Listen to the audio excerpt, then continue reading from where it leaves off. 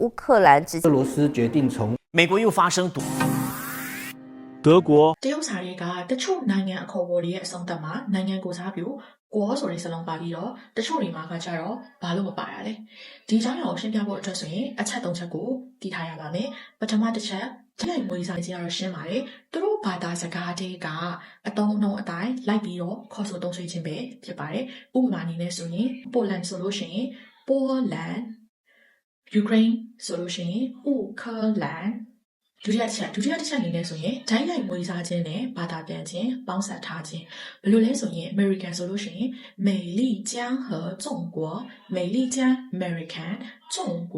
United States ကိုသူကဘာသာပြန်ထားတာအဲ့တော့ American ဆိုရင်美丽江和中国ဆိုပြီးတော့ခေါ်တယ်နောက်တစ်ခု French Republic ပြင်သစ်နိုင်ငံ French ကကြတော့တရုတ်စာမှာဆိုရင်法兰西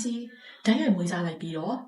共和国 Republic ကို共和国လို့ဘာသာပြန်လိုက်တယ်အဲ့တော့ပြင်သစ်နိုင်ငံဆိုရင်法兰西共和国ဆိုပြီးတော့ဖြစ်သွားတယ်ဒါပေမဲ့ခေါ်ဆိုသုံးဆွဲတဲ့အခါမှာတော့ဒီနာမည်ရရှိရဲပေါ့နော်နာမည်အရှိကိုမခေါ်ဘဲနဲ့ဒီသူတို့မွေးစားထားတဲ့ဒီစလုံးတွေတဲကမှအဓိကကျတဲ့စလုံးတစ်ခုကိုပဲယူပြီးတော့အနောက်ကကိုနဲ့ပေါင်းစပ်ပြီးတော့အတူက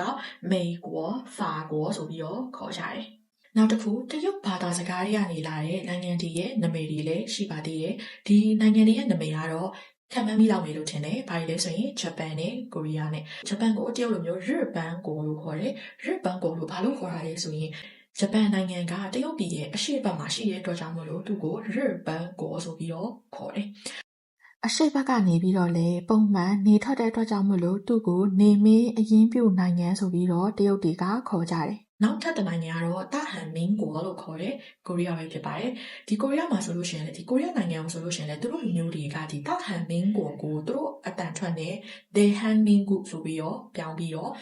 ဟန်ကိုဆိုပြီးတော့ဖြစ်လာတယ်ပေါ့နော်ဒီကိုရီးယားစကားထဲမှာဆိုရင်လည်းဟန်ကိုဆိုပြီးတော့ဖြစ်လာတယ်ပေါ့အဲ့ဒါအပြင်မှာဒီတရုတ်နိုင်ငံနဲ့ဘေးပတ်ပတ်လည်မှာရှိတဲ့ဒီအိန္ဒိယနိုင်ငံတွေကိုသူတို့ကဓာတ်ရိုက်မွေးစားခြင်းနည်းကိုပဲအသုံးပြုကြတယ်။ရှေ့ခေတ်ချိန်တုန်းကတကယ့်နိုင်ငံအကြီးဂျာမနီတို့ပြင်သစ်တို့အမေရိကန်တို့ကျတော့အနောက်ကသူကကိုတက်ပြီးတော့ခေါ်ကြပါတယ်။ဒီနေ့ဒီဗီဒီယိုလေးကတော့ဒီလောက်ပါပဲအားလုံးပဲနောက်ထပ်ဗီဒီယိုမှာပဲပြန်တွေ့ကြပါမယ်။